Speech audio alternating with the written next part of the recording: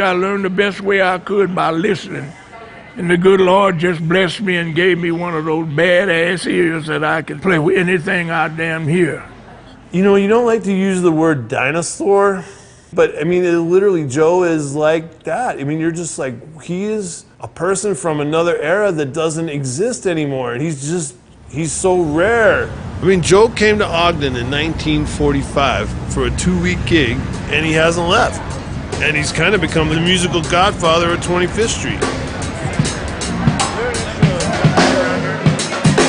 He learned to play by ear. He never learned to read music. So on the bandstand, you know, sometimes we'll say, what key's this in? They tell him, and he'll hear them start out, and, oh, okay, yeah, I got it.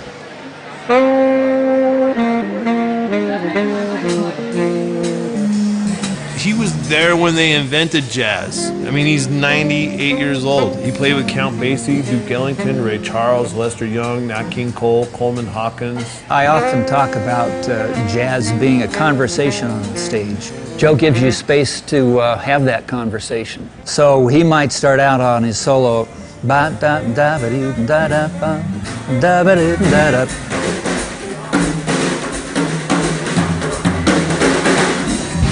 You got to have something to say because he expects you to say it. There's something about the way that Joe plays jazz. I don't know how to describe it. All I know is I just play. Boy, one thing I tell people, I know the good Lord like jazz, because if he didn't, I couldn't play it like I do. For him, I think being in the moment is all that he needs to get from music.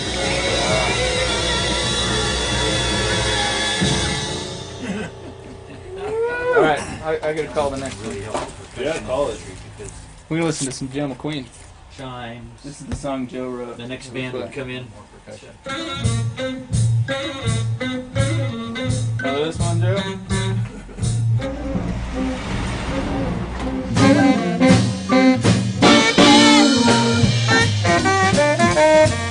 I think that Joe kind of figured out fairly early this relationship between, do you want to be able to blow that horn in a way that entertains people, or do you want to blow this horn in a way that touches people? Okay, ladies and gentlemen, on this date, 72 years ago, I landed in Ogden, Utah. Supposed to stay 2 weeks. It's been a damn long 2 weeks, hasn't it? But I'm glad I stayed, I really am, because things have turned out pretty good for me here, so. When I think about Joe's impact on Ogden and the larger community, you got to understand the reason why Joe plays his horn the way that he plays it is that it's a community horn. It's a community sound, if that makes sense. He plays with elementary kids. He plays at weddings. He plays at funerals. I mean, Joe doesn't play music because he wants to be famous. He plays music because he loves jazz. You can hear everything coming out of that horn. You hear love. You hear passion. You hear the truth. It's nobody like Joe McQueen. Nobody. It's an old sweet song. Keep Georgia on my mind.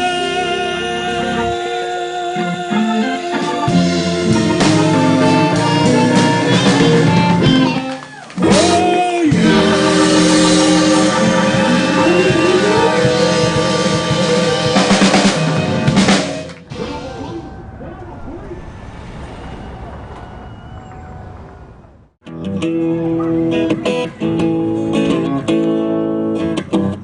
There's something happening here.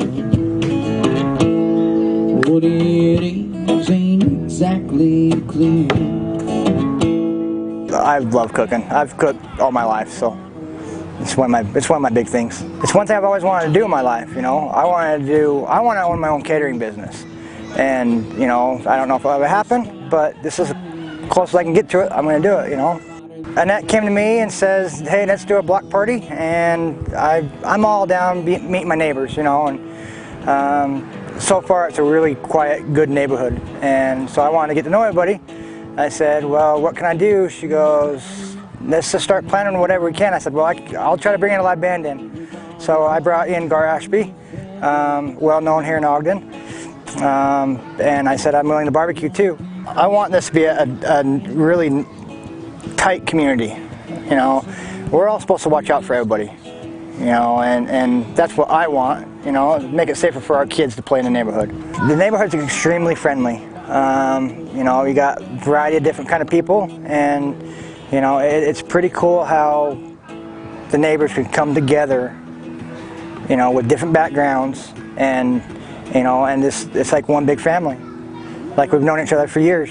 I think it's really, really cool that the city wants this to happen. It just makes it a little bit easier on the pocketbook, you know, and a lot of us were willing to do it out of our own pocket, but that grant just makes it that much easier for us to do it.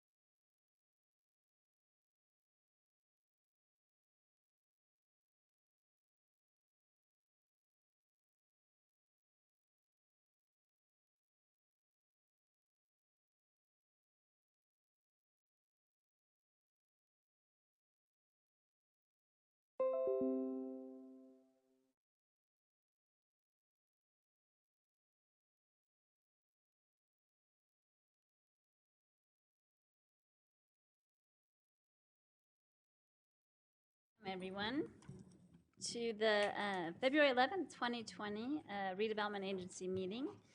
Let the record reflect that all members are present. And we'll start with the Pledge of Allegiance with Board Member Blair. Yes, please rise and repeat the Pledge of Allegiance after me.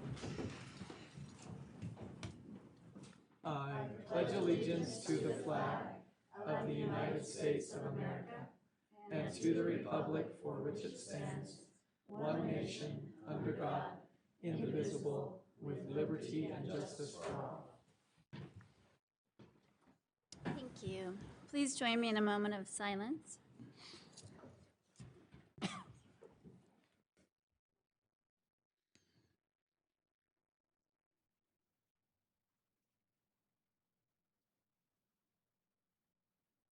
Thank you. So now we have approval of minutes. We have the closed session of July 30th, 2019. Board Member Lopez. Yes, Judge O'Rourke, that is correct. And the special meeting of July 30th, 2019, and special meeting of August 20th, 2019. Board Member Heyer. Yes, Chair, they're correct. Special meeting of September 3rd, 2019. Board Member Stevens. Yes, Chair, they're correct. Special meeting of October 1st, 2019. Board Member White. Yes, Chair, I've read those and they are correct. Special meeting of October 22nd, 2019. Board Member Nadolski. Thank you, Chair, they're correct, and make a motion that we approve the minutes as presented. Second. We have a motion by Board Member Nadolski, a second by Board Member Lopez to approve the minutes. All in favor? Aye. Any opposed? Thank you, that passes. So now we'll have reports from administration. We're welcoming Brandon Cooper to give us a redevelopment agency annual report.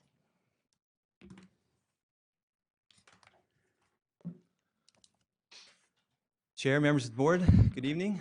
Thanks for having me on the agenda so early tonight. My wife and children appreciate that. Thank you. As is customary, it's my pleasure to present to you the annual RDA report. This report is for fiscal year FY19, which is July 1st, 2018 to June 30th of 2019. You should all have received one of these, hopefully there at your position, so you can refer to it. And I've also handed out another sheet that we'll discuss here momentarily. So before we get into the details, just a refresher on some of the acronyms that are part of this discussion. Here are what has been described as the old economic development areas. You can see that over the years they have been named a number of things. I won't cover those, you've seen them before, but just as reference as I refer to some of the differences in the names of the areas. Right now we use the term community reinvestment area, and that's been the latest term over the last couple of years. It really hasn't changed in state law very much. There's two forms of it. The vanilla form, so to speak, is the designation of an area that does not include a blight study, nor does it include eminent domain, and the taxing entity participation is done through interlocal agreement. It's no longer done through a taxing entity committee, which is what it used to be under the old URA and RDA laws. There is an option for CRA with eminent domain. That does require a finding of blight and a blight study. It's an approval for the first 5 years, and it has to be done through the tax entity committee as it was customary before. Just for a reference, we have established two CRAs and two CRAs, one CDA, and one EDA in the last 8 years, and none of them have included eminent domain. So it's not something that we customarily do unless there's a strong reason to initiate that. So that's the breakdown of our current condition as of this report. We're currently managing 18 areas. As I mentioned, there's a CDA, a couple of CRAs, 3 EDAs, a URA, and 11 RDAs, and those RDAs are usually of the older type, pre-1990. This is just a quick diagram of our most prominent tool, the reason in most cases why we would initiate a redevelopment area of any kind, and that is the use of tax increment finance. And as you see there, it's really the difference between the value of the property at the time of creation and the value of the property after there has been additional investment made into the property. Tax increment is not a new tax to taxpayers in the area or outside of the area, and it's not the use of a blanket taxpayer dollar, meaning tax increment finance is usually a rebate of the incremental value that's generated by the developer or owner of the property of their own paid taxes. So it's generally not consumed or used from other taxpayers. So I think that's an important clarification to make. There's a lot of confusion about that sometimes. So as of this report, we've seen the sunset of 2 districts, American Can and the 25th Street District, and when I'm back here next year, we'll be talking about the sunset of those districts. So we have a lot of, out of the 18, we have a lot of old districts, and we're seeing them expire as we go forward. The most exciting one certainly is the Defense Depot Ogden District. That is the BDO, and I'll talk about why that's so interesting here in a minute. So this is hard to read, I understand. I've handed this out to you. This is just a tracking sheet that we use that goes over all of the areas that we have now and have had in the recent past. And we just take a snapshot with the current tax rates and the current valuations just to look at how we're tracking in terms of maybe what the project area plans indicated when they were established. And it gives us an idea of how much the individual taxing entities would receive if all of those things expired in that same year based on those tax rates and those valuations. You can see, I don't know if this is a pointer and you can see that, but anyway, under the snapshot total, total as of tax year 2019, you'll see that under the city column, we have already received about $647,000 from the areas that have expired since 2015. If all of those areas were to expire today, based on today's tax rate and the current valuation, we would receive $2.8 million. And so that's kind of an idea of how these things are flowing. That changes from year to year because the tax rates change and the valuations change. And so we just try to track that. Next year, we'll add to this list those other areas that will expire, and we'll have a better idea of what type of new tax revenue will hit the general fund of the city as a result. Will you go back to that slide one really quick, Brandon? This one here? I see that the golden links, we'd get $114. Correct. Don't Okay. spend it all in one place. Okay. Not on that one, the one before with the expired ones. Right, and that's a good point. If you'll notice that most of the districts that have been established in the 1980s are usually our most underperforming districts. The one that we've established since 2000 certainly, and since 2010 most definitely, are some of the most best performing districts that we see. And another thing that's important is that for the most part, we see a 2 to 3% annual appreciation just generally for properties outside of an RDA. You'll notice that we're exceeding, in some cases, 1,000%. I think the BDO area is an anomaly, but generally properties inside of an RDA, especially those of recent creation, perform much better than properties outside of an RDA. I also have a question. Do you mind if I interrupt for a moment? Go ahead. In the little document, on a couple of them, it says, that the tax increment may only be used for recreation center purposes. What does that mean? I mean, I understand what the words mean, but what does it mean in this context? So I think we have 7 or 8 districts that had an original expiration date, but were extended under a law that was passed some years ago to allow for tax increment in other districts to be used for recreation bonds for, in our case, the junction, but it's essentially from one district to another. So we have it's all going to the junction? We have 7 or 8 districts that are contributing to that, and they'll expire as they are set to expire, and those are the things that are helping us pay for the junction bonds. Hey, Brandon, Thank you. on the list that you have up here, with Lester Park and Park Boulevard expiring in 18, how come we have to wait till next year for the revenue? The report by statute is on a fiscal year. Our tax to increment collection is on an annual year, a tax year.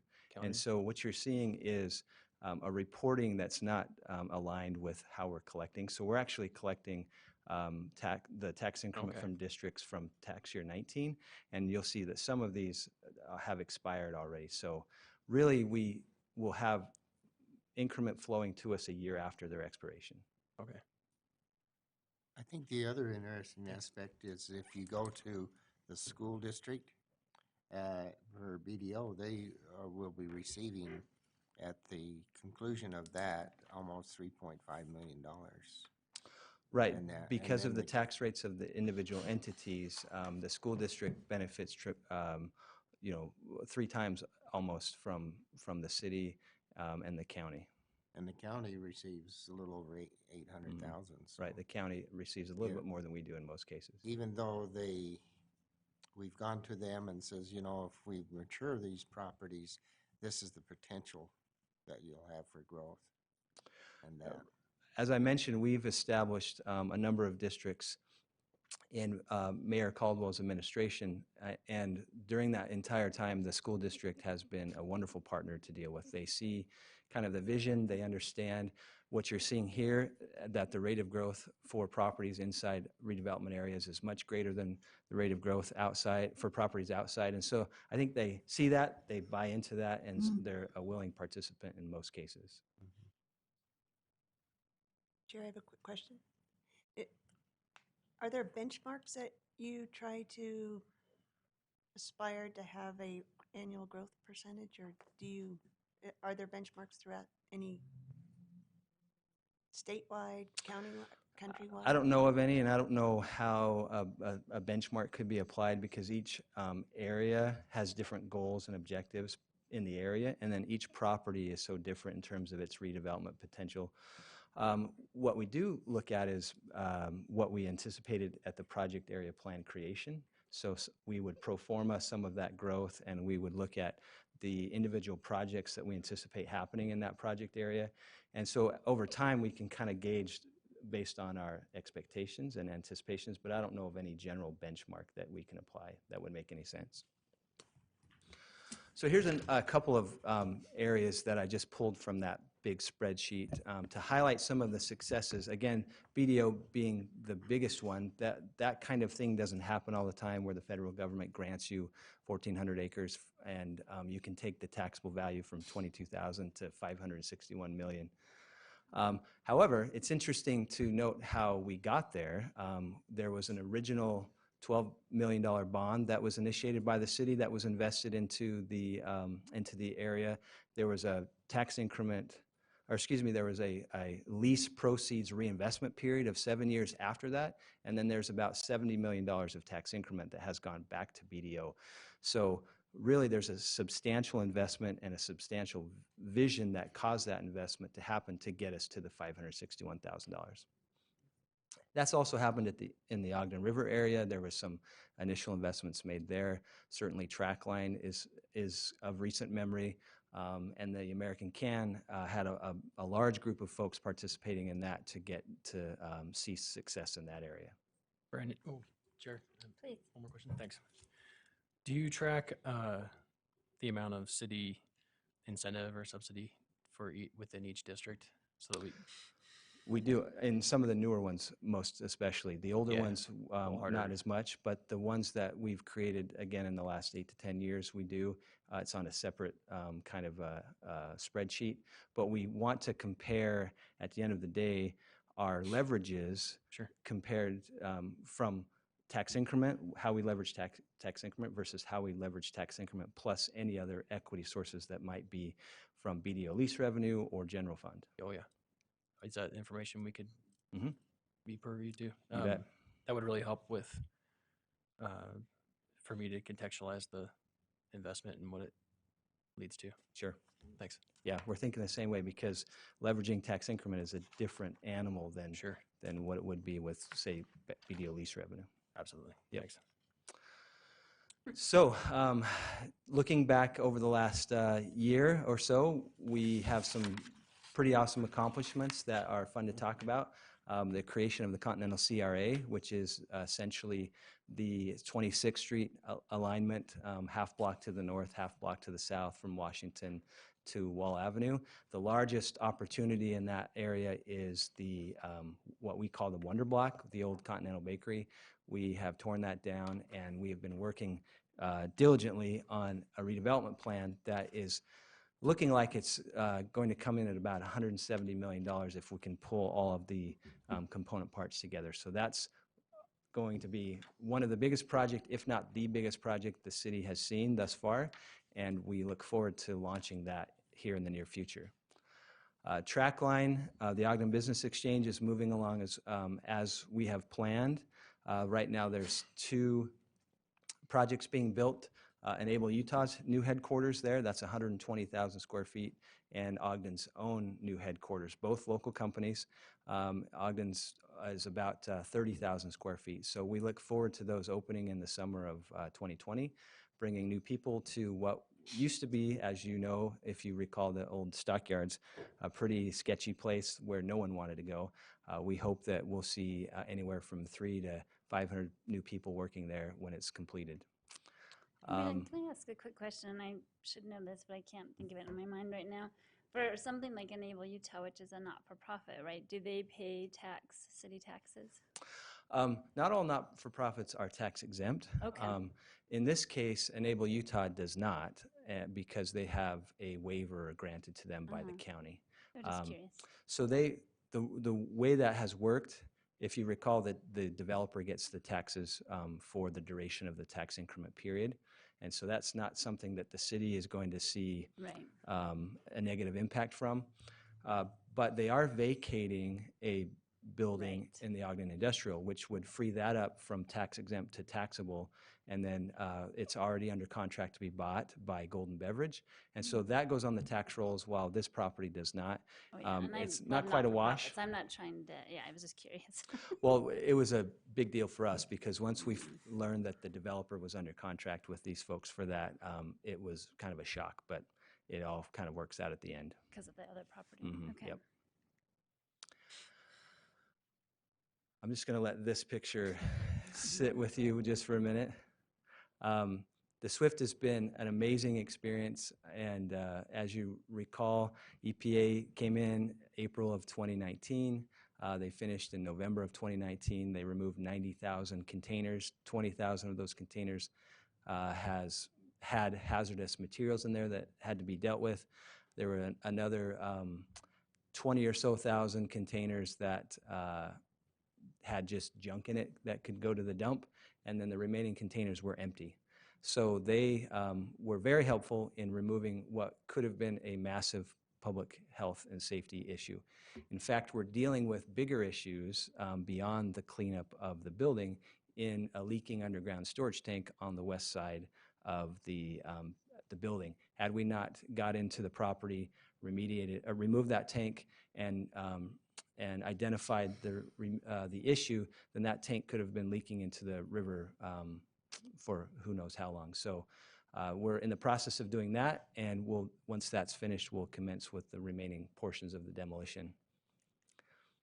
Also at Trackline, the Roosters Brewing Company opened. That's at the interchange or at the intersection of B Avenue and Exchange Road. They're doing quite well. They manufacture and ship out of that facility, and there's also a small restaurant if you haven't been there. Another thing that has taken a lot of our time, though not entirely a redevelopment agency activity, it does include most of the things that we are focused on as an agency. That is the downtown master planning process. We started that in January of 2019, and that should culminate here pretty soon. Just a plug for that, we will be having a public engagement workshop on February 26th at the conference center. That's open to the public, and that will give everyone the opportunity to see all the work that has been happening since January. We've been in input mode since then, and now it's time for us to share kind of the results of that input. So all of you hopefully have received an invite by now, and we hope to see you and the rest of the public there as well. The Riverbend project area is seeing new construction with the Ogden River Brewing Company. That's being framed right now, and so that'll be done this year, and you'll see that. And the year of the demolition. So you're looking at the Ogden River Inn. On my left, your right, in the center there is the Continental Bakery demolition. We've also torn out the Courtyard Inn and are now working on filling the hole back up. And the bottom right is the Millstream Inn, about 15th and Washington. Part of our strategy is it's a two-pronged approach, remove impediments and focus on and leverage bright spots. In this case, demolition was necessary in these areas because these projects presented an impediment to growth and success. So that's why we chose to engage in the many demolition activities of this year. And going forward, these are the four kind of buckets that we're focused on. The downtown master plan will be applied to all of these things and will govern development in these areas and other areas going forward. But those are the four areas that we are focused on and will continue to be focused on. And those are some of the projects that we hope to progress and potentially see come to fruition in this next reporting year. And that's my report. Thank you. Any questions? Brandon, on this report that you gave us, it talks about current participation rate. What does that mean? When you establish a project area, the taxing entities have the ability to participate from anywhere from 100% down to 0. And so those participation rates reflect the percentage of participation from the other taxing entities. Okay. Any questions? Well, I have a question. I know I think I've asked you this every year. I've been here now, but so lots of folks get really worried about how many of these areas we have, and like what is the tipping point for when we have too many, et cetera. Do you want to speak to that at all? Similar to the benchmark thing, there really is no formula for that. It's based on the strategy of the city, what our goals and objectives are as a community and what we want to accomplish. Redevelopment areas are a tool that clearly work. I think we've proven that. And when done right, it can bring about significant change that really the marketplace isn't able to do on its own. So my answer to that question is always as many as necessary. And as you see, we are losing a lot of our older districts by the end of next year. If we don't institute any more, we'll be down to, what is that, probably 13. And so as you move along, things are always changing, and just like any problem, you try to apply the best solution as possible. And when redevelopment areas are applicable, then we seek to institute as many as necessary.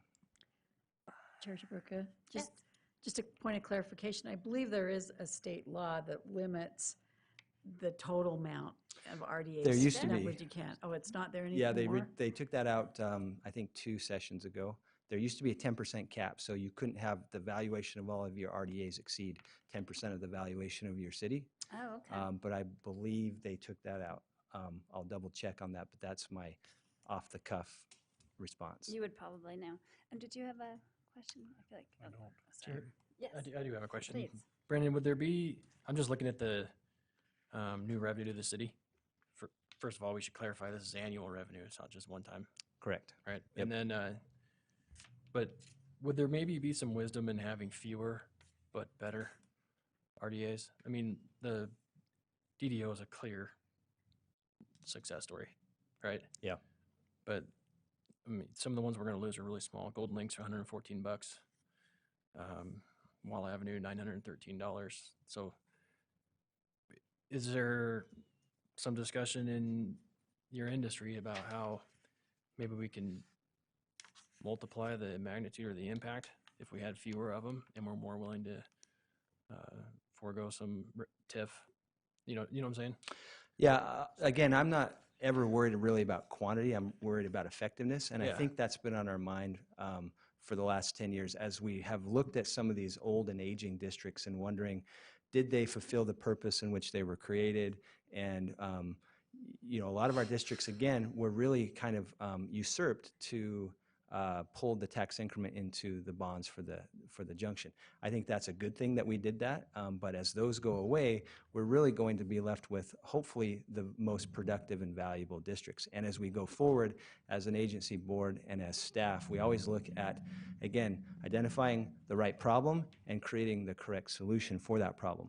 Going forward, we're looking at ways that we can reduce not just subsidy to developers, but also the amount of participation at the area level, right?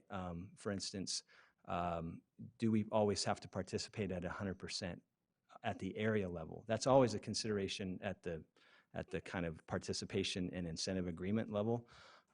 But in the case of the last couple, we've seen some of our entity partners that have only wanted to participate at 80 or 90%. I don't ever think that should be a policy consideration, but it should certainly be a consideration during the discussion of the creation. By not participating 100%, then you leave some of that increment available to you to do other things with, most importantly, public infrastructure around the district, and other things that might come as a cost because of that district. So there's all kinds of considerations, and I would like to say that we have looked at the mistakes or maybe some of the challenges or lessons that we have learned in the past, and we haven't repeated those. We're doing things a little bit smarter. I have a quick question. So a portion of the money collected goes to housing. Can you, in some districts, not all. Can you describe that? And then the second part of that is, are we only focused on these areas and putting housing back into those areas, or are we using it in other CRA areas? That's a good question. So the statute today says 10% minimum. We actually choose 20% in all of our districts because we see housing as a major component to our strategy and initiatives. It goes into a separate housing fund that's managed outside of the RDA general fund, so to speak, and outside of each individual project area fund. And it is for housing citywide. It doesn't have to go back into the district from which it came. It can be applied to housing projects anywhere in the city.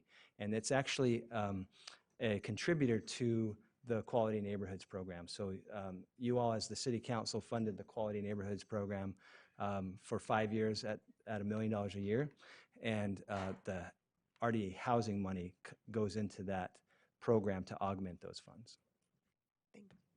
And Ward's done a tremendous job managing all that, and he's given a number of presentations to show the impact of those funds and the leverage that he gets, and it's amazing. Chair, Yes. I have one more. I'd like to go back to the participation rate.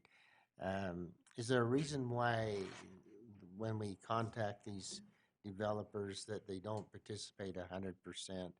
And if they only participate, say, 70%, are we losing 30%? Or how does that work in that aspect there?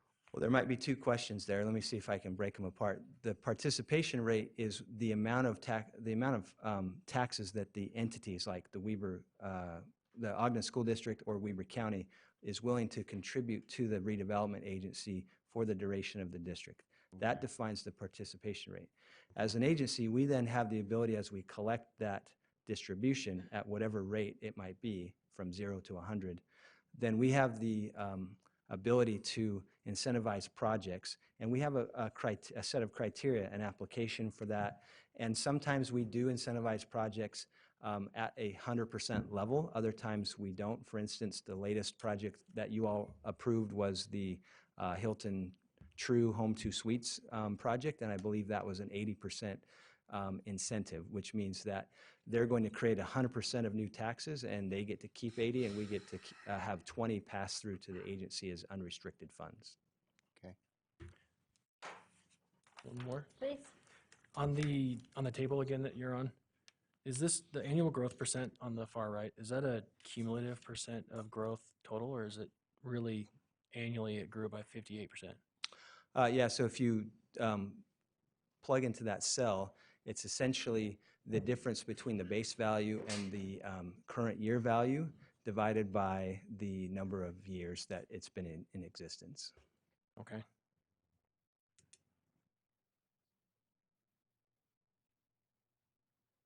He's doing some figuring over there. So if Just you have I've been. additional questions. No, I one more comment though, because I know you want to get home to your family. So before you do, we're in this together. Before you go though, a gentleman walked in named Devin Hubbard, who is a local real estate agent and developer interested in work here. Mm-hmm. He works out at the gym and asked me some of these questions, and I deferred them to you. So hopefully you guys can connect, because I don't know answers to a lot of the questions he's got. So Sure. I just want to say that because I know you're trying to run out afterward.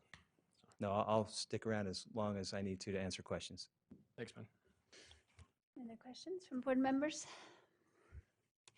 I have one final question, which I know I've again asked this one before, but when will we be done doing this work, do you think? I mean, when will this, need to help to incentivize developers in this way? When will we meet that goal where they'll just want to come on their own?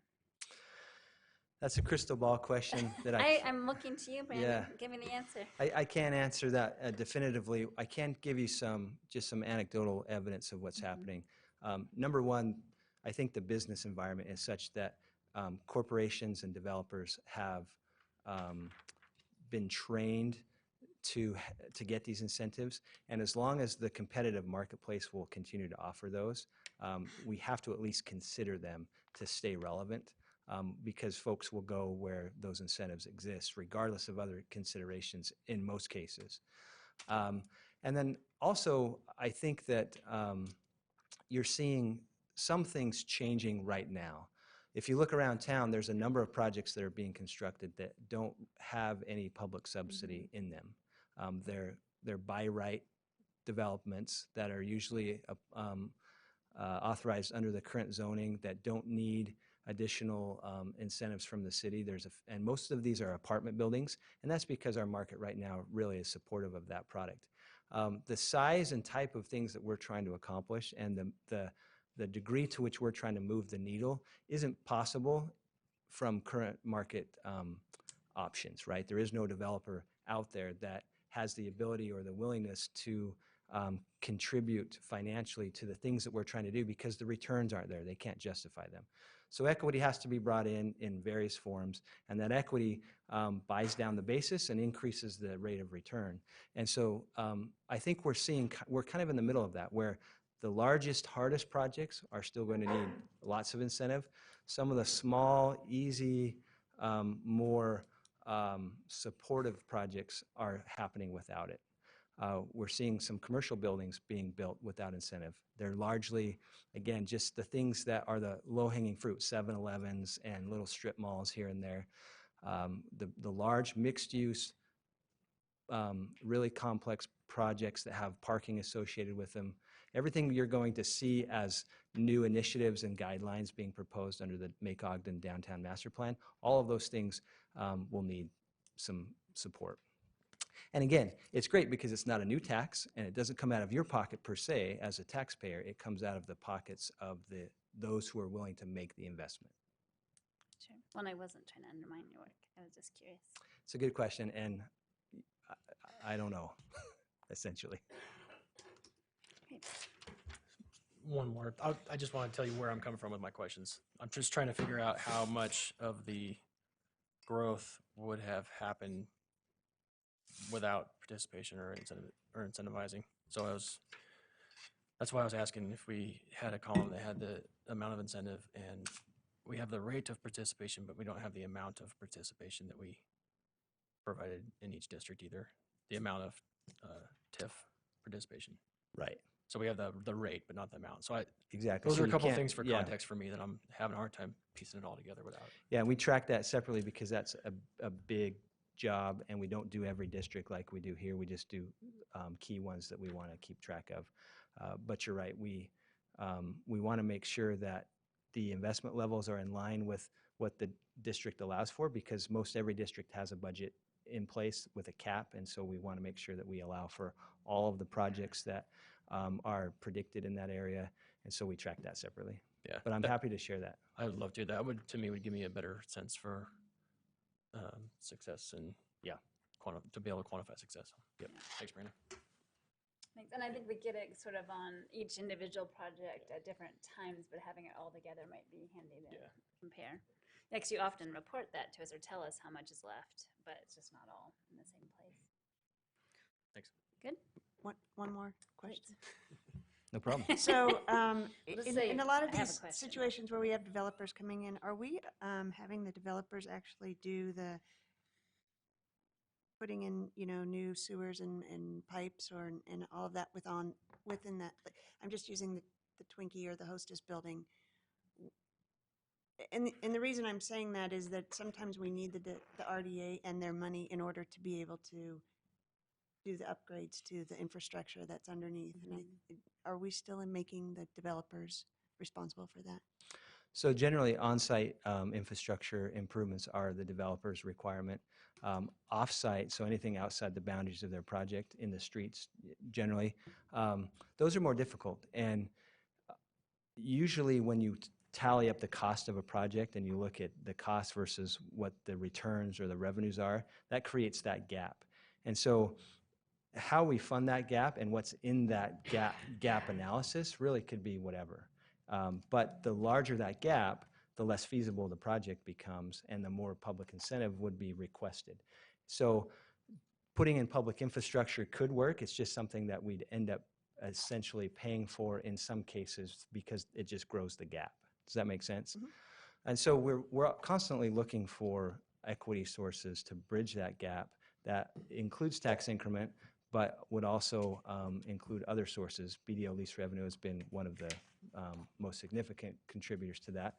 In the case that we're talking about now, we're hoping to create scenarios where we can meet that gap for the project-related costs, and then hold back some of that revenue that the project creates, still allow it to be feasible and move forward, and then use that additional revenue to fund public infrastructure. The Make Ogden plan is going to show us a pretty significant amount of public infrastructure that will be necessary to achieve the goals that we've indicated as a group, and so we'll need tax increment to help pay for that. So it's a fine balance, because if you burden it too much, it just doesn't happen and you don't get anything. Chair, could I make a comment to Councilmember White? I think there's two valid perspectives at play, and I think you and I are on the same perspective where we're just trying to total how much public investment is involved, whether it's a direct investment here or something indirect. Like the 26th Street, I think, is a perfect example of the huge CIP that we do have on our plate right now that would facilitate the Twinkie development, and that comes at a big price tag. But how much of that price tag would goes into this? Because we're looking at the total amount of new revenue to the city on an annual basis, and she and I think, are trying to figure out how much is that costing us to get that revenue. How long would we have to project out to make sure that we break even and come out on top? You know what I mean?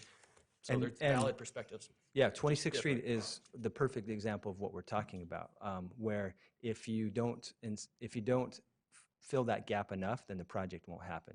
If you fill it too much, then you don't have any money to put in the public infrastructure that's necessary. So we're looking at an 80 to 95% participation right now, and trying to tweak the project cost so that we can get into that target. We can do some of that, yeah. If we can do that and still get the project feasible and desirable for the developers to perform, then let's say that project turns out to be $170 million. The aggregate tax rate, which is the combined between the three entities, applies to that, and 20% of that comes into the RDA general fund, which then could be used for in-project area infrastructure costs. So we're working with the engineering guys to try to balance all of that. Good luck. Yeah. And thank you. We are hoping that we can start using more tax increment for infrastructure investment over time. That would be ideal. Yeah, for sure. And as these values continue to increase, that really helps us, because that's kind of the burden that these projects face, is high construction costs, but low rents, low revenues, low returns. So the floor's too high and the ceiling's too low, and when people see the margin in between that, they choose to build somewhere else. But at the same time, the need is immediate, and the payout, if 100% participation, is so far away that we can't realize the services we need to. That infrastructure need is there with or without the project. Yeah, so but hence the 80 to 90% participation rate would allow us to provide some services in the interim. I like it. What is the vision or the philosophy or the reasons for creating these CRAs where they are at now versus going more towards maybe the northern part of the city, looking at some other areas where we don't have them as much? We felt that from a strategic standpoint, the downtown was the heart of the city, and the highest real estate values are generally in the downtown. So if we can get the downtown kind of at a level where it was operating effectively, then we could look outside of the downtown to the shoulder areas, and that's been on our mind for a couple of years now. If you go from 18th to 12th Street on Washington, that's a pretty significant area of decline. Same thing with from 26th to 32nd on Washington. So those areas that shoulder the downtown would be kind of the next ring that we focus on. We don't go much up on Harrison around the university, because generally that's a different market condition up there, and so things are happening up there differently than they happen here. So we would look to the shoulder areas of the downtown, and then probably north as we go to 5 Points. That area is really struggling. We've got a number of mid-boxes that are closing. We're not there, right? We're not there. You can see on the map on page 2 or 3 that the downtown's almost entirely covered with these areas. Yeah. And so it's just a matter of now looking at where to go next and why. So I know that there are 2 council members here that live on the northern part of the city, and my colleague there is smiling at me. So just curious, and in future conversations, advocating for maybe more interest in that side of. of the city? I can tell you this year we'll be focused on the Gibson area, so from essentially 17th to 12th, and then depends on how things work out, but then 5 Points is really kind of our next next look. We also have It's a good call. an area that we haven't really paid a lot of attention to, but it's from Wall Avenue going west along 12th Street. It's called the Century District. We haven't Let's shared spread the that. love. Yeah. Well, I hear you. Yeah, but I also think that there's that Minicozy study that really shows where the impact of the dollars come from too. So Right. True. Don't want to dilute it, but yeah, they are all in Churchiburg downtown. district, though. Yeah. Yeah. Now it's become personal. I've only been here 2 years, so. Great questions. Thank you so much for your support. We're doing Thank you. wonderful things, and I hope that this report is evidence of that. Brandon, I'm encouraged with the report of looking at 12th Street and 5 Points, because we do have some vacant buildings there that need to have a little bit of touch up. I'm thinking of the Wainscott's Market, and now Ridley's going out of business, and then we had Shopco. So we do have some flexibility along those lines, that if we look at those possibilities, what can we do with these areas? I know 14th Street, where the KFC was located, and Millstream Motel. I know that's under contract, but we need to look and see how we can develop those entities along those lines there, and spur more activity and life into the area that we're looking at. I agree. We're working with 3 or 4 owners at the 5 Points area right now to figure out what we can do with that place. Thank you so much. Thanks. Thanks, Brandon. Now we have time for public comment, and this is an opportunity to. I'm sorry? We have to accept I it. guess we accept it. We have Okay, to- sorry. I'm sorry. I'm moving on. Ralph Price, 636. Oh, So hold on. sorry, Ralph. Oh, We one need second. to actually Sorry. vote on this first, but Oh, you stay right okay. there. Okay, stay right there for a minute. In order to get to Ralph, I will go ahead and make a motion that we accept the report. Second. Okay, so we have a motion by Vice Chair Blair and a second by, I think it was Board Member White. And this is a voice vote. All in favor? Aye. Any opposed? Thank you, that passes. Now it's time for public comment. I apologize to you, All Ralph. right. This is an opportunity to address the board about any concerns or ideas on any topic. Okay, first of all, the good things. Glad to hear you talking about. Thanks for bringing that up, Stephen Fryer over there, and you for going ahead and remember, because I'm another QA. So the nice guy stuff over with. Phew, I'm pissed at you right now, Mikey. You too, Mr. Johnson. Let's stay civil, Ralph. Okay, Let's here be we polite. got to the activists like myself out there as we do, and we have done amazing work with the homeless over here. We've done amazing work with people that are suffer challenges and stuff like that. One of the first things that we have in our weaponry is the Lantern House, the overflow. And there is 90 people there. The night before last, as cold as it was, 30 of them kids, 78 last night. And one of the things that the city has done is they're talking about closing the doors of Lantern House overflow on March 1st. It is so cold out there, I challenge you to go stay outside at the night, or put your kids out there, or else go ahead. You won't see your animals or your pets out there. And I know, because my hours is 11 to 3, I do travel up and down these roads. You guys, Ben and Louise, and you guys have walked with me. By the way, hires, report on your $100. We went to $22.50 went shipping people to Lantern House. That it was 5 kids involved in that. We had a chance to be able, Motel 6 gave us a cut rate. We had 2 beds in one room and everything, and half of the cost of a regular room. Twice, right there, $32. We had 3 different families, 17 people we were able to help with that right there, and to do that shipping. But we shipped them to the Lantern House to be in the overflow. Us out there on the streets, one of the things that we can only do to promise these people that have these challenges, they'll come out of drugs, they'll come out of alcohol, they'll come out of these diverse situations, is that we care. Ogden cares, city cares, the mayor cares, and everything. I promised them that. They trust me now.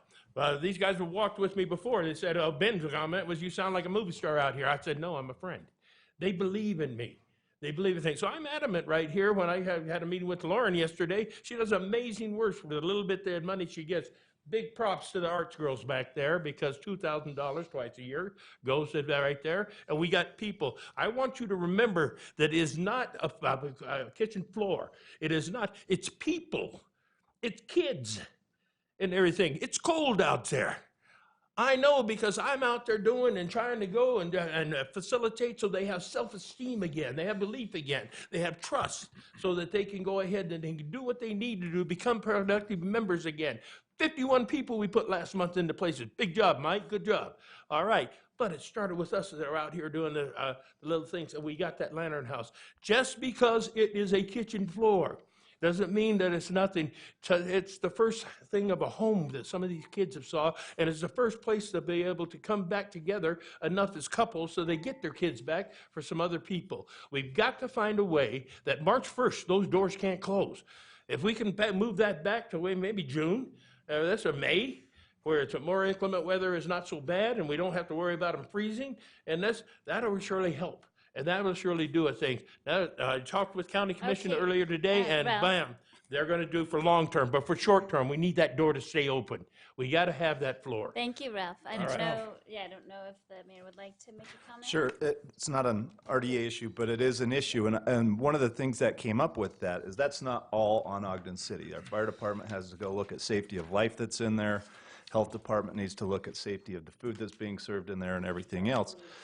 The architect that originally designed that building said, with the design that was in there, our fire guys could only approve about 260 people, which they were averaging. We've gone in and redone that, so now we can do 333. So we've jumped that up, the occupancy load up a ton, but it's a health department issue and a life safety issue for those that are sleeping on the floor in the kitchen right now. As they reconfigure what's going on in the Lantern House, they'll be able to accommodate those people so they don't have to sleep on the hard floor. But it's a health department issue, not just in Ogden City saying, hey, we're not going to approve this or anything else. It's not my decision. You just push that date back so it doesn't happen March 1st. And we had a conversation with them last week about that. We're willing to sit down at the table and work to accommodate that, but I think you're getting some misinformation if you believe we're just going to shut the door and disallow them. We've found... Big Five Sporting Goods is willing to donate 100 mats to put on the floor.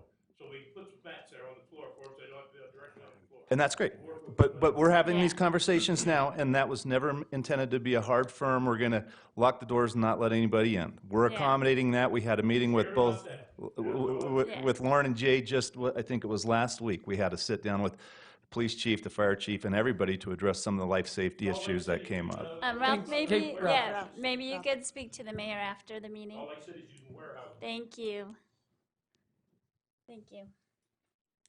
Any other public comment?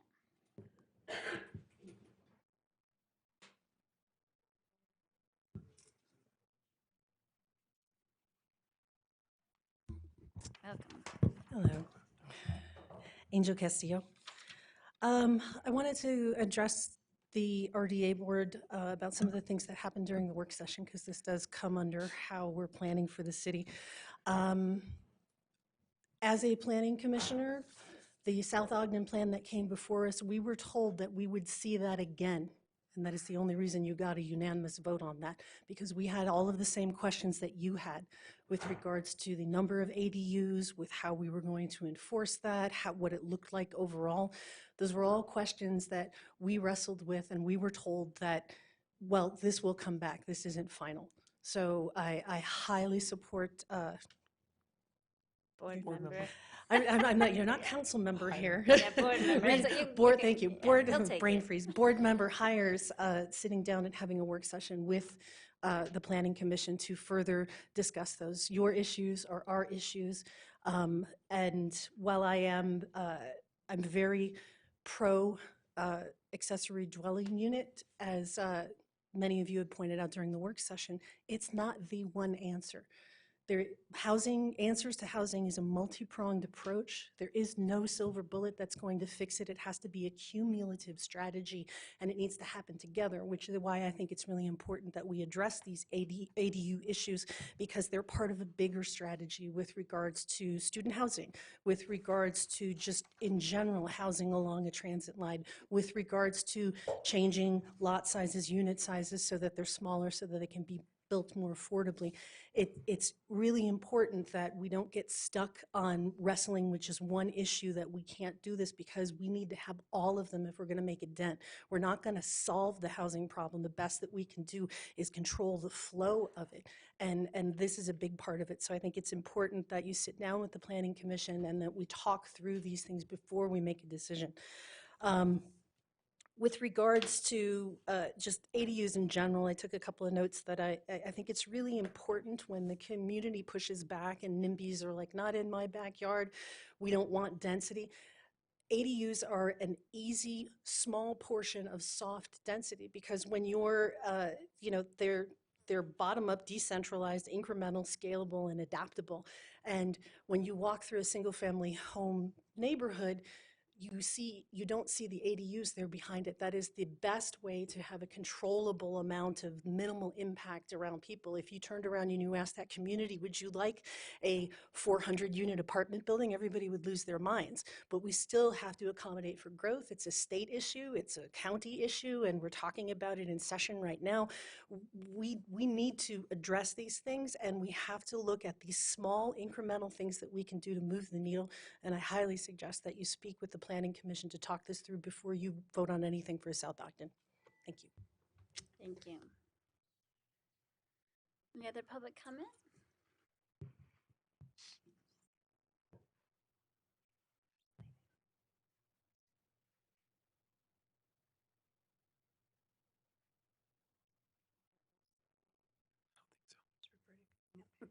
Everybody's watching you, Margaret, to see if you're coming forward. I'm sorry, you didn't mean to call you out. Looks like we can close public comment.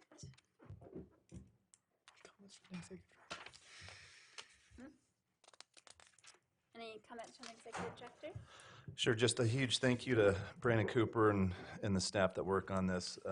Redevelopment is a lot harder to get accomplished than just development. You look at Lehigh and Farmington Station, those are pretty easy when you've got hundreds of acres of bare dirt you can go start to work from. When you're looking at taking down old infrastructure, upgrading old infrastructure, infrastructure that wasn't planned for these kinds of projects, these guys are some of the most creative in the state, and I really appreciate the work that you guys do, so thank you very much. Thank you. Any comments from board members? I have a quick comment if I could, and I just want to address, and I know Ralph's comments in the RDA probably aren't the appropriate, but I do want to say, and I will advocate, that the mayor and Ogden is represented in homelessness talks. We were just in a meeting yesterday talking about how to try to figure out how to get funding. And so, you know, the mayor is down advocating for more money from the state, trying to figure that out. The second thing is that it's not a cheap endeavor, and it's not without issues. You know, Salt Lake opened an emergency shelter. It was not an easy endeavor. It's, you know, it's 24/7 fire and police that are there. It's, you know, it's just not as easy as just opening a shelter. And so I do want to say that the mayor is doing quite a bit. And it's that, even though it doesn't seem like from Ralph's comments, but he is doing a lot of work for us in representing us. So thank you. I'd add to that too. Please. I mean, I know Ralph really well. Ralph knows how much I love him. And I love and appreciate, as does the mayor, what the work that he does on the street for people. Because he really is, he is out there talking to people and serving others and helping others, and he's doing it with a really abundant and open heart. And that's something that we can't have enough of. But what I fear is missed in an exchange like that is that this isn't just politics. We're all people. Our mayor is a person. He's a good man. He has a good heart. He would not want to hurt children. He would not want to keep children from having a warm place to sleep. So there's passion from Ralph for good reason, and there's passion from our mayor for good reason. And both want to serve people, period. So I hope that everybody who might see that exchange would not come away from here thinking that one side's right and the other is wrong. That both sides are right, because both sides love people and both sides want what's best for people. And both sides want beds for kids. That's all there is to it. So, thank you. Any comments?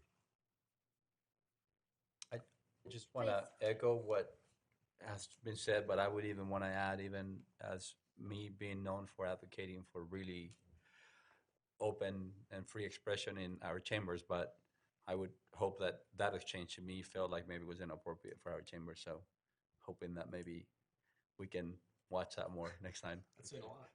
Yeah. Yeah. Coming from me. Yeah, no, I know, and yeah, we all want to make sure that we're civil with one another and kind and not calling out names, etc. Agreed. And I think, I do deal with these issues in my day job too, and they're very, very complex, and there's not one solution that's going to fix these issues, and we certainly all want to do what's best for the community and figure out how to do that together. And Ogden does take quite a brunt of the service operating in the northern region, and not that we don't want to do more, but we do need to think about that too.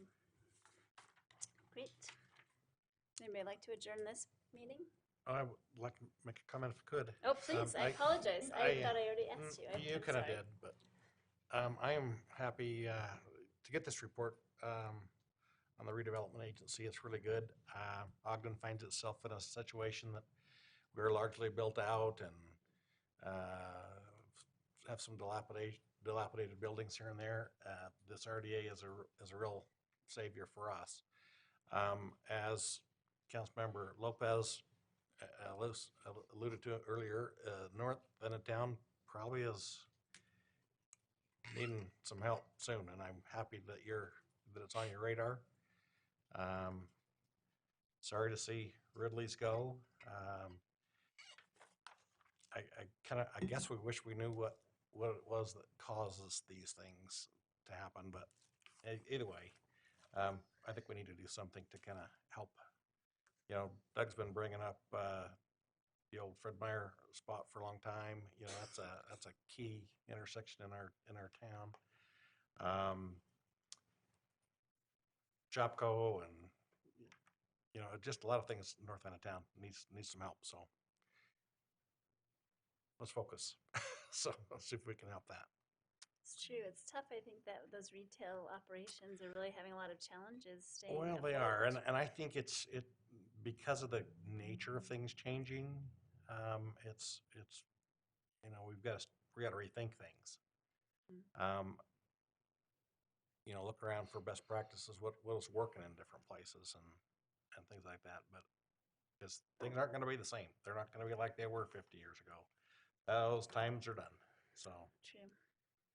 Thank you. And I will motion to adjourn. Yeah, Doug, it looked like maybe you had something to say. Well, I I'm was going sorry, to I know add I to feel what like I Rich, haven't what answered Rich really is going properly. what Rich I'm has sorry, said Doug. is that Sorry. I was in retail for 40 years, and when I started, where it is today is an entirely different type of situation. A lot of these businesses do online products, but I think we're to a point where, and I think Brandon is, and Tom and his area department is very creative, is that they use Ogden's resources so that they can get the best out of what we have. There are areas not only in the north, but there's areas in the south. If you go down Washington Boulevard to the south, there needs to be a lot of touches through the south end of town, but they're creative enough where they can look at these different projects and maybe come in and develop a program that will be beneficial. I'm looking, comes to my mind, Monroe and 24th Street, I'm sure that's on their radar, and they're willing to, and they're looking at how they can develop those areas, but it's not a quick fix, is that they have to look at the developers and look at those individuals coming into the city or those in our city that would like to do something positive and creative, but they have to look and see, does that really fit the area that they're looking at? And that is a real challenge, but they have the know-how and the talent to maybe look at that and say, this part fits, but this one doesn't, and this is what we're going to do. Doesn't.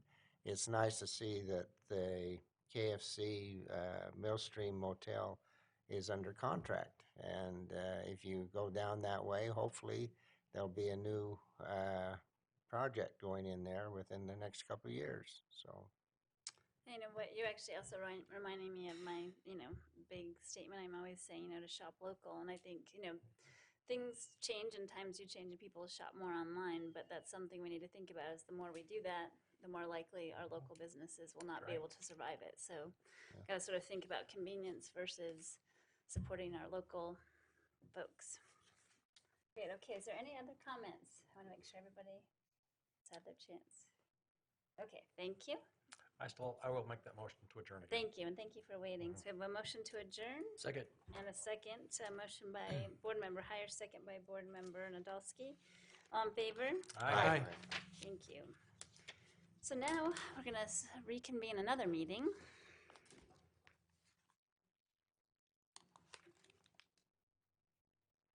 Okay. This is the special City Council meeting of February 11th, 2020, and let the record show that all council members are present. We are very excited to welcome the League of Women Voters for recognizing their 100 years, and I believe Councilmember White is going to read that recognition for us. Yes, thanks, Chair. I just want to say that if you look at the faces out there, you recognize them because they're like at almost every event, right? And they put on events that many of us have participated in, and they've been very instrumental in getting the people in our grand city to register to vote so that they could at least vote for us or against us, I guess. So I'm excited to read this recognition. The Ogden City Council and Mayor proudly recognize the League of Women Voters for providing invaluable contributions to the Ogden community. February 14th, 2020 marks the 100th anniversary of the League of Women Voters. Recognized for molding political leaders and shaping public policy, the League of Women Voters has been instrumental in creating a more perfect democracy. The League's commitment to diversity, equity, and inclusion has had a significant community impact. Founded by Carrie Chapman Catt in 1920, the League of Women Voters has active membership in all 50 states and more than 700 communities. Luckily, ours is one. The organization encourages all citizens to actively participate in government at both local and national levels. We are grateful for the contributions of the League of Women Voters and for the thousands of women who engage and contribute to Ogden's political spectrum. We wish the League success for many years to come. And with that, I'd like to offer this recognition presented on the 11th day of February 2020. Thank you. We have the President, Terry McCullough, here to accept. Come on up. Come on up. I also neglected to mention I'm a member of the League of Women Voters, so in case there's any conflict. There's a conflict there? In case there's a conflict. Political engagement. You want to run down the front? Yeah, you have to get down there.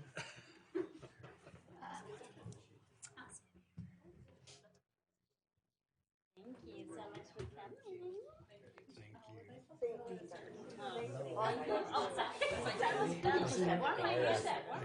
Thanks so much for being here. Thank you. Thank you. Hello. Thank you. Thank you. Thank you for being here. Yep. How are you? Great. Thank you. Good to see you. Thank you. Thank you so much. Good to see you. Yep. How you doing? Thanks for being here. Thank you. Yep. And you've made it all the way back around. Yep. Thank you. So now we'll go over here to take a photo if you guys don't mind. Okay, have you pulled your stool out? Because I'm throwing mine out. Wait. I would never do that. You can poke me. I'm not gonna. I've got something to say. No, I'm good now. You're good now? Yeah, I'm good. Ben's usually a hard time about my self-esteem, so Right here's I great. got no problem. I got no problem. I'm gonna go like this now.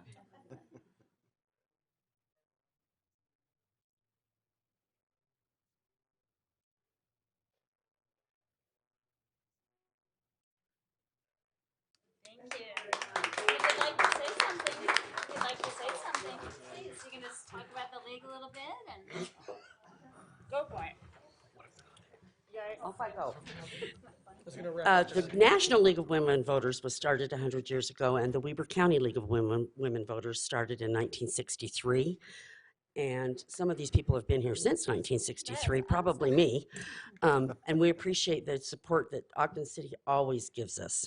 Everything that we ask for, or anytime we ask for you to hear what we have to say, you do it. So thank you so much for that. The League of Women Voters is a nonpartisan, nonprofit organization that advocates for people to vote, to be educated. We had a presentation last night on homelessness. It was awesome. And people should come from the community and hear, what kind of problems are out there, because some of us don't get to see that. So pay attention to the paper, and if there's other ways, I try to do emails to you guys. If you see something you're interested in, please don't hesitate to come. It's not just for women. It started out being for women because women got the right to vote, and we thought we should educate ourselves. But men are involved as well. So please feel free. Thank you so much for recognizing us. That's awesome. Well, and thank you so much for all of your work. I just got my ballot in the mail today for the primary, so just get out and vote. Now we have the approval of minutes. We have the strategy session of September 17th, 2019. Councilmember Heyer. Yes, I've read those minutes and found them to be accurate. Thank you. And joint work session of October 16th, 2019. Councilmember Lopez. Yes, Chair, they're correct. And joint work session of October 22nd, 2019. Councilmember Stevens. Yes, Chair, they're correct. And finally, work session of October 29th, 2019. Councilmember White. Yes, Chair, those are correct, and I propose that we approve the minutes. Thank you. Second. We have a motion by Councilmember White, a second by Councilmember Adolski to approve the minutes. All in favor? Aye. Any opposed? Thank you, that passes. Now we have a report from the administration on the arts ordinance amendments, and I believe we have Lori Buckley presenting for us. Oh, no. Oh, she's so fast on that. I saw you earlier on that. You could do a performance. Yes, I can do tricks on this. Good evening, council members, council staff, and Mayor and Mike. I'm Mark and the Mayor. Thank you for having me here today. Sorry. I'm here tonight to talk to you about the Arts Ordinance Amendment, the third one that has come in a succession of three different amendments to the Arts Ordinance. This one is to ask for your consideration for adopting proposed Ordinance 2020-4, which is a proposal to actually amend the ordinance language for project support grants to match our standard practices of funding individuals, organizations, and business entities, regardless of whether or not they have 501c3 nonprofit status. So to just reverse a little bit, to remind you of how we got to here, in the fall of 2018, we began the process of updating the Arts Ordinance, and on June 11th, you adopted the first part with Ordinance number 2019-23, which was to change the allocation of public art funds from enterprise funds into BDO revenue. And with that change, we also added the minimum and maximum cap for the public art fund. And then in September 3rd, we brought forward the Ordinance 2019-42, and that was adopted. And that created some new funding mechanisms, which was the minor public art projects, public art on private property, and the creation of the special art grant. A note as to that special art grant, it was requested by council when we created that we provide policy on that, and that has been created and included with this packet for your review, and I hope you guys got a chance to look that over. So we're here today to actually just correct the language of the ordinance. We have continually been funding nonprofit organizations through project grants. It looks like to me when I did the research on it that we used to have 3 types of grants, and I think it changed in 2015, and as far back as I can see is 2012 with my records. There was general support, project support, and developmental funds, and the development grants were the ones that were available for small organizations that were trying to get going, which is what we're hoping to do with, continue to do with the project support grants. When the management of the art grants were brought back into the city, they amended the arts ordinance in 2015, and that was Resolution 2015-41, and it was adopted on September 1st, 2015, and that actually merged project and development support grants into just one grant. So we only had the two, general and project support.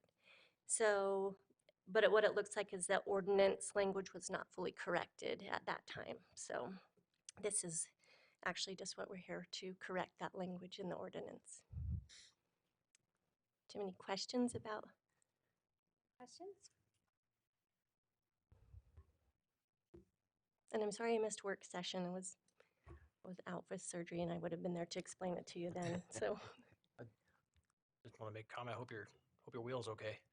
I don't know how it happened, but I tried to warn you about dunking on the playground basketball court. I know I need to be a little more careful. Hope you learned your lesson. Yes. Councilmember White, did you have a comment? No, Sorry. I'll just let it, Okay. I may have a question afterwards. Okay. Any questions over here? I was just wondering, are we attracting more of the local artist organizations coming and participating? I think that's the real fruit of what we're trying to produce here, is that we give the local residents and the artists the opportunity to grow. Yes, in that yeah, actually, each year we see an increase and actually a more diverse group of people that are applying for art grant funds, especially in the project support area. And we've seen a lot of smaller organizations and individuals actually apply for grant funds to reach into communities that we are having a hard time reaching into with our programming. Tribal Love Dancer, for example, has applied multiple times for funds, and she does a lot of work with the Congolese refugees, and does, last year she applied for a grant and did African drumming and dancing workshops and traveled around to all the schools and educated the children on African culture and the dancing and drumming, and they got to do that with her. And so these small grants that we have available are really impactful to our community, and it's really nice. We actually, Ogden City is a pilot city. Like, we have a lot of other cities that have actually contacted us about how we grant our money and are looking to form their granting processes after how we do ours. So it's a really good program. Thank you. I do have a question, Chair. Please. Just I'd start with a comment and a question. I bet when a few years ago when he took the job, he said, "I want to go be the art coordinator so I can go to the council meetings." Yeah, right? Yeah, and do this public speaking stuff that I'm I really know. good at. This is the kind of contribution I wanted to make is at the council meetings. But I work in wildlife, and that's a topic that people are really passionate about. And it's kind of a double-edged sword. It's really fun to work on something that people care a ton about because I share that passion. But it means that there's a lot of scrutiny too. Yes. So personally, I'm sorry that we scrutinize everything so much, but this is just something that so many people, many of us, are passionate about. I understand. For 501c3, most of those organizations start off as an individual or a couple people that are just trying to scrape it all together and get their tax documents together and so on. And that takes a ton of work to get to that point of maturity, to get to where some of those groups are. How do we distinguish? Like, in one side, I see that we can maybe branch out, and we have been anyway, to offer more art and to get more art on the streets and maybe cultivate more artists in our art community by broadening it. But how do we also provide for maybe the leg up for those that have done the legwork to get to the point where does that make sense? It does make sense. I feel like, of course, the project support grants are available to both 501c3s and people who don't have that. So it seems our general support grants tend to go to the larger, more stable organizations that have been running Imagine Valley Theater, Echoes Community Art Center, Treehouse Children's Museum. Like, they're staples in our community, and the small amount that we grant them, they would still exist without us.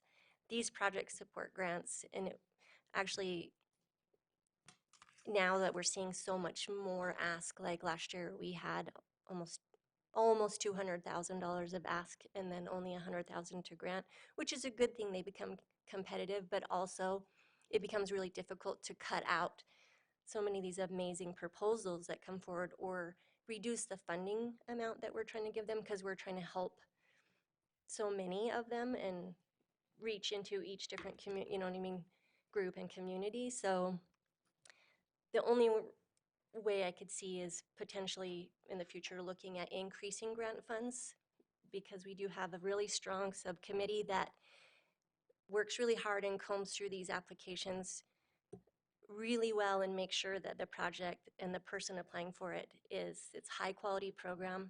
We know that they're going to be able to pull it off, and we can see what they're spending those funds on. That's very important.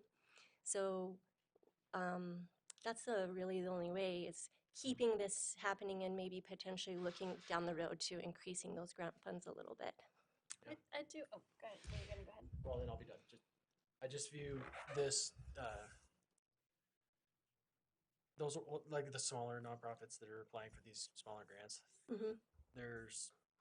I would venture to guess there's far more pounds of sweat and passion behind it than there are dollars that go behind those groups. And so that energy in the arts community is what, I mean, I'm not an artist. I recognize art and the beauty of art, but I really recognize the fire and the passion that art brings from the people that bring us the art.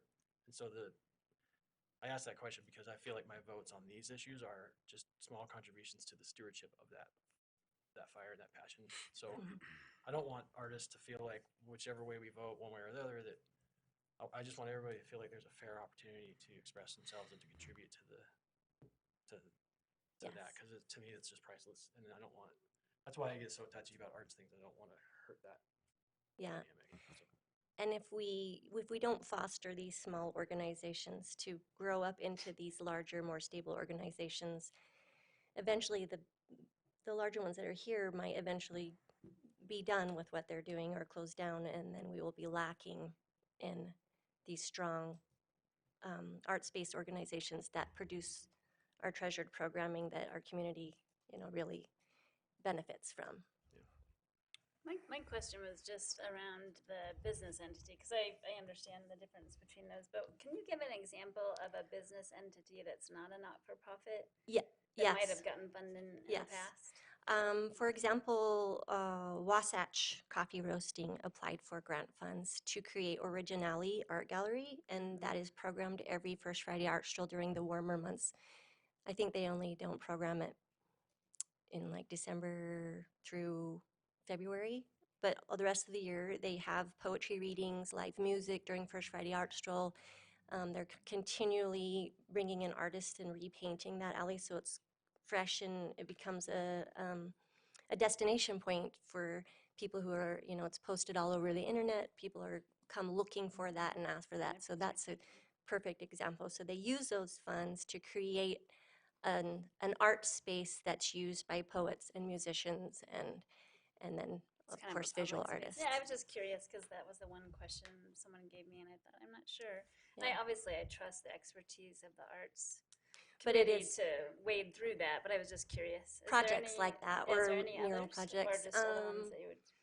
Let me think. Gosh, I should have brought my list. Oh, no, that's okay. I was just curious. So there's like this sort of space that's open to everybody and things like that? Yeah, Kristen Mitchell Art Studio she's a small LLC. I don't know if she's considered a business entity, but she does these projects where they're doing drawing of movement of art, and so there's people that can come and watch, and then they're doing live figure drawing of people doing yoga or dance moves, and then this artwork is actually displayed. So there's quite a few different things that are happening, small businesses and organizations that are doing these amazing small projects that they're not actually, they're not doing it for any other reason than to have benefit to the community. Okay, thanks. You're welcome. Mr. Please. Chair, I would, in a few weeks, we're going to go into the budget session. I think it'd be well worth our time to maybe review and see if there's anything in there that we could actually increase the amount of grants that we would put into the arts. We get far more money back or talent back and feelings in the community than what the amount that we're spending. There's far more benefit for the community in addressing the arts. It's called creativity. It's called being able to lift someone's expectations and maybe goals that they may not ever have, but it's an opportunity for growth of a lot of our citizens. And so that may be an item that we'd want to maybe look at during the budget session. Any other comments or questions? Okay, thank you very much. Okay, now we're going to accept public input on this item. If you'd like to come forward. Don't you have a backup beeper on that? Please state your name and speak for 3 minutes. Alicia Washington, heavily involved in the arts in Ogden. I think it was an interesting conversation tonight. Thank you, Lori, and to the whole arts team that presented. That the conversation shifted from the distinction of for-profit, nonprofit to individual and business. And so with how the wording is, people spoke much more passionately about the work that the individual was doing versus the work that the business was doing. The business seems to apply for the grant and then bring in the one person that's going to work on that arts endeavor versus the individual who seems to be much more impactful when they receive the funding alone to go into, like Lori talked about, the schools and the education that they're going out, and the work is going to maybe more inclusive. It involves more inclusivity and more diversity when it comes to the patrons or to the people that are participating in that project. So potentially maybe the wording needs to be reexamined versus it's not a business entity that can apply for these project grants, but maybe it just sticks to an individual when it comes to the project grants. Thanks.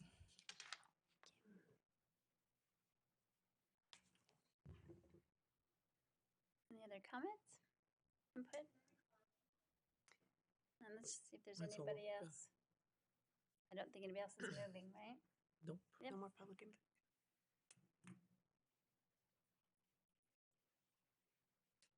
I just want to respond to Alicia's comment, which I do agree. We do have several individuals that apply for these grant funds.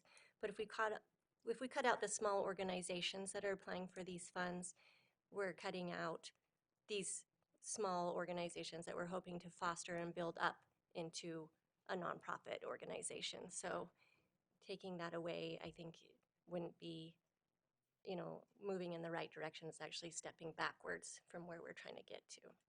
I see what you're saying. I don't think that's, I was just going to clarify. What I heard, and I'm just, a person, so I may have misheard. I think what she was saying is, I don't know how it would work maybe in the alley scenario since that's somebody's property they're working on, but like if the person that wanted to paint that space or do that poetry applied and got the funds, that would be different than the business entity than facilitating that. I think that's what she was saying. Yeah. Okay. Thumbs. I think, Yeah. well, it sounded like she was saying just having them available to individuals. But I'm just making sure, because a lot of our small organizations, the proper way, for example, comes to mind, applied for grant funds, and they're an LLC, so they're a small business organization. They're not a nonprofit, but they applied to do the podcast about all the Ogden music scene and have been recording and putting those out there. So that is... Right. And it's my understanding, I'm not a contract or business person, so just my caveat. Some LLCs are very low profit, though. So I think there's different levels of LLCs. Does anybody know about this? I think that, that's just my understanding, sort of, there's different kinds of LLCs, but. I don't think that matters, the way it's written, though. I mean, it doesn't say. Right. My 0 to original million. question was actually trying to think, is there some established business entity that would apply for these grant funds that actually could just do it that, I'm just trying to think through what kind of business entity would we actually include? Because I do feel like there's probably some I'd be like, no way would I, because they have their own money. I mean, they're a business, so they're for profit, so they have extra money to then give back to the community. So I guess that was my clarification too, is like, what kind of business entity are we talking about? And it's usually these very small, like Wasatch Roasting Company or The Proper Way. And I'll just clarify too that we use the word business entity to encompass both nonprofit and potentially those that are organized differently, like an LLC. It could be any kind of a corporation under Utah law. But the whole idea of the project's grants was to make them as broadly available as possible. They still have to go through the same rigor that any grant, but so we used individual, organization, and then business entity. We're broader than what the county would allow under RAMP, for example. So we're really, just as Lori said, just trying to promote those small organizations that are not, whether they're whatever type of business entity, individuals that don't have an opportunity for funding in our community otherwise. Yeah, the application process is pretty intense that they have to go through to show what the project is they're doing, how many people are benefiting, how many artists are benefiting. It's not they can just say, well, I have this idea and give me $2,000, Right, it's no, pretty- and like I said, I do trust the process. Chair, can I ask one? Please. Because I think this did not go through the Arts Committee, right, for This- consideration, or? They're aware of this. They didn't actually have to vote on it because it's just a language correction to match our standard practices. So they didn't actually vote on it, but they have been informed continually as this went forward. Okay, I don't know if, I always like when the Arts Committee has reviewed it, because it's probably a really good forum for that kind of a back and forth. Yes. I did, I wasn't expecting the nature of like that comment specifically, but I think that does kind of get to what I was getting at with the people wanting to make sure that the money's going to the right place. There's not a lot of it, not a lot of money, but we have more and more artists going for it, which is great. But Yes, I guess for me, rather than like getting to the project and saying, are you an LLC or a 501c3, I hope that the committee, and I would count on the committee, they'd say, what is the quality of the proposal? What is the impact to Ogden and to the arts community, et cetera? And since we've been operating in this way in the past, it would be along that same context of that, that passion and purpose, and not wanting to violate people's commitments, that I would hate to pull the rug out on some of those they've already contributed to. So it's not really a kind of a bummer, but I agree. And that is what the subcommittee and the Arts Advisory Committee want the focus to be on is, how is this going to impact the community? How are we benefiting from this? This is how they want to look at these applications, not trying to figure out what type of business entity they are, and that's just. And there are funding reporting requirements for any of the Yes. grants. Yes. oh sure, yeah. Yep. What's that, sorry? There are reporting requirements, so they have to submit the report of how the funds were expended, no matter what their project is and no matter what type of entity it is. Yeah. In the beginning, they submit their project proposal, a full budget, and then we only release half of the funds. And then after the project is complete, they do have to submit a full report with a full budget accounting for all the funds and what they use them for. So we don't look at the kind of the financial need of Oh, yes. the organization making the request? They have to, of course, an application that comes forward that doesn't show need, it's usually not funded. We've had actually two that came through last grant cycle that their budget didn't show a need, and so it didn't move forward we didn't put money towards it because they showed a great project, but their budget didn't show a need. They didn't show any need for the funding. They had enough money to do it on their own. Okay, so that is, they submit like a whole. that is an important criteria. Yes, Oh, very good, important. good, okay.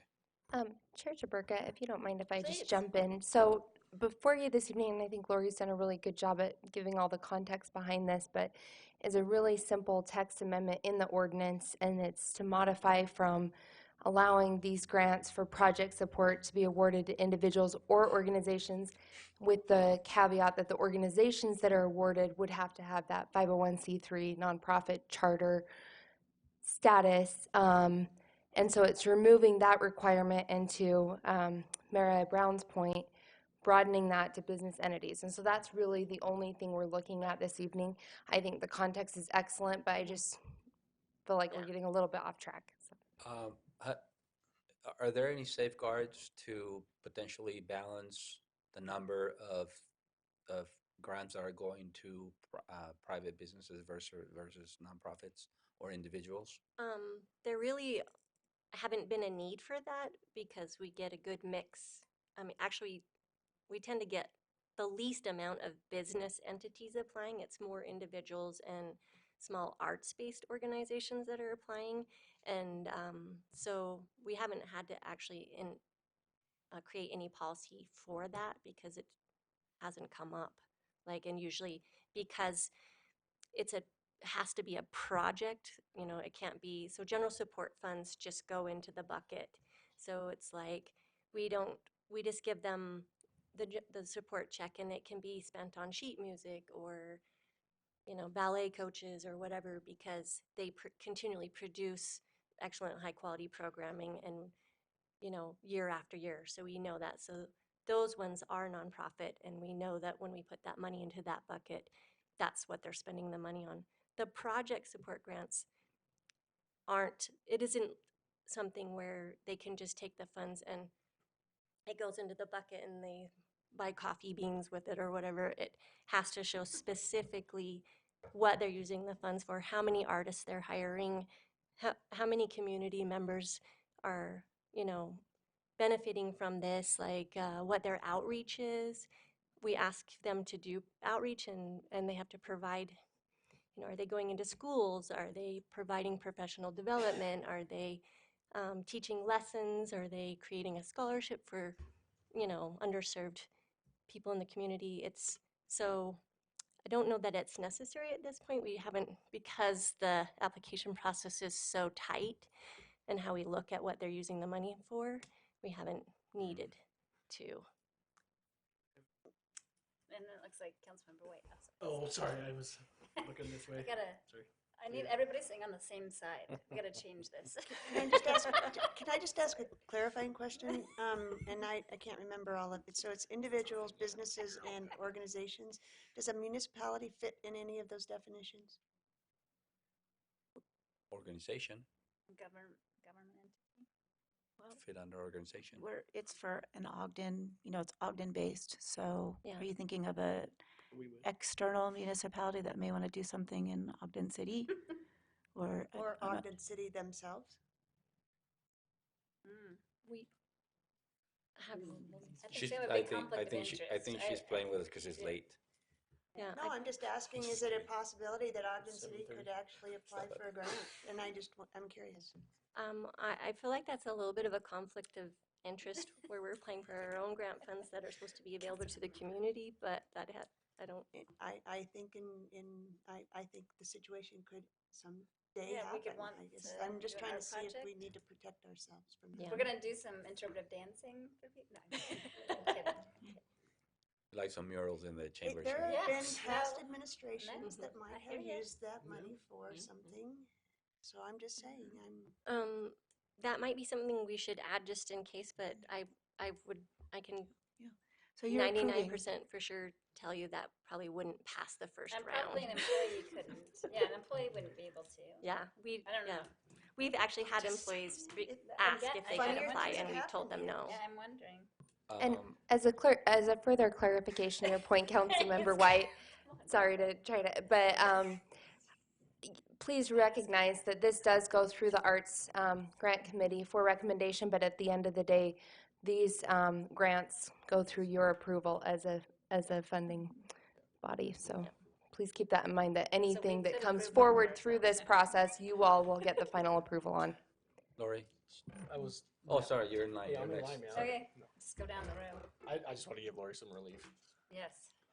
Remember that comment I made about how people are really passionate about wildlife, and we hear all about it. Yeah. We're really sorry. It's okay. I think it was last week, we just bought like, what, 7 dump trucks or something? Garbage trucks for a ton of money, right? No one blinks at it. That's a huge amount of money. It's the right decision to make, but we didn't put Justin through the ringer like this. So we should. Ben, Sorry. we could put art on those trucks I going know. down the We street. should put art on those trucks. Again, to my point. Yeah.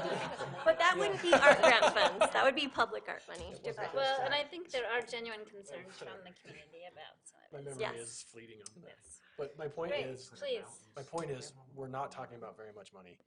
And we're talking about a lot of people who have a lot to offer in Ogden. And I think the best solution to all of the things that we've talked about is, one, continuing to go through the process, to continue to involve the committee on everything. But to continue to apologize to you for having to keep coming back. But also to, if we added more money, if we doubled the amount of money, or if we increased it by 50%, it's a orders of magnitude impact in the people that are applying for these. There'd be far fewer losers and a lot more winners. And it's a small amount of money in the bigger picture compared to some of the bigger expenses. So, Agreed. I'm sorry, we're only. That's okay. This only I'm happens to you happy to because answer we your love you so much. I think Councilmember Lopez has a question. Just another little clarifying and philosophical question. Yes. Why would a business submit grant petitions to do art in their business if it wasn't to benefit their business? Well, so for example, I brought up Wasatch Coffee Roasting. They didn't actually do it in their business. They did it outside. And I don't know that they thought, I think they were just, they're participating in First Friday Art Stroll, and they saw a way to engage in the arts. And But would that bring people to their business kind of around, right? it brings people to the alleyway next to their business. It does. But So there would yeah. potentially, we could say there could be a personal benefit to the business. There, I guess, yes, there could be, but none of the grant funds were used, in any way to benefit the business. Sorry. In that way. I was just saying. They don't have to buy coffee. They don't have to buy coffee. Like if you've attended Origin Alley, most people go into the alley, watch the performance, and then continue on the stroll. They actually don't go inside. But I mean, I don't know. I don't know a lot of people that drink coffee at 8 p.m. at night. Contribution to the city is what they're doing. Yeah, they're contributing to the community and to the arts community. Okay, does anybody else have any questions or comments? This is a 20-minute text amendment. Some people seem to have a lot of questions and comments. Would you gentlemen have any questions or comments over here? Zero. Any other comments over here? Thanks, Okay, Lori. would anybody like to take any action? We've had public input. Chair, I'll make a motion that we adopt proposed ordinance 2020-4. I second it. We have a motion by Councilmember Nadolski, second by Councilmember Stevens to adopt the amendment. This is a roll call vote. Off TV. Councilmember Nadolski, Aye. Councilmember Heyer, Aye. Councilmember Lopez, Aye. Councilmember Stevens, Aye. Councilmember White, Aye. Vice Chair Blair, Aye. Chair Chaburka. Aye. And that passes. Thank you. That was really sarcastic. Any public comments? This is an opportunity to address the council regarding any concerns or ideas, but realize for some reason we're getting really silly, and it's only 8:43. No, it's not past 9. Yeah, it's only 8:43. So please come on up if you have any comments for us. I do not see anyone moving. Would you like to make any comments, Mayor? Sure. If there's a theme for the night, I want to just put it on our employees. We've got some amazing people that do so much with so little. And I look at our arts and events crew and kind of think of the phrase from the Marines, they're first in and last out. And that's the way they are with everything that they do. And there's a lot of dynamics that go into everything that you guys all do. And you need to know how much we appreciate you. I think you're amazing, and we appreciate the energy you bring to the community. So thank you all very much for your commitment and your passion. Thank you. Any other comments? just ask that Lori not go work for another city because of us. So. We really love the arts, and that's why we take so much interest. But as the sarcasm that came with the art out of that, we're sorry. Don't see any other comments. Thank you all so very much. I did thank the other day publicly. I'm just so excited about this opportunity to bring international Mexican Hispanic folkloric dance group to Ogden, potentially. We're close to making it happen, and I had the opportunity to thank the mayor and Mark for helping us, but I also want to thank now the staff here, Christy and whoever is helping you, hopefully Lori, because that is really, I think it's going to be pretty kind of a historic event. So thank you very much. Thank you. Great. Would anybody like to motion to adjourn? Motion to adjourn. Second. Second, okay. I'll adjourn. All in favor? Aye. Okay, let's go. No one's ever said no to that, huh? No. I know, I can't do it all. I can't do it all. That is the most sarcastic I've ever done. Oh, yeah, sorry. My bad, sorry. That was great. I loved it. I was gonna table it. No. I was gonna see if we could table it.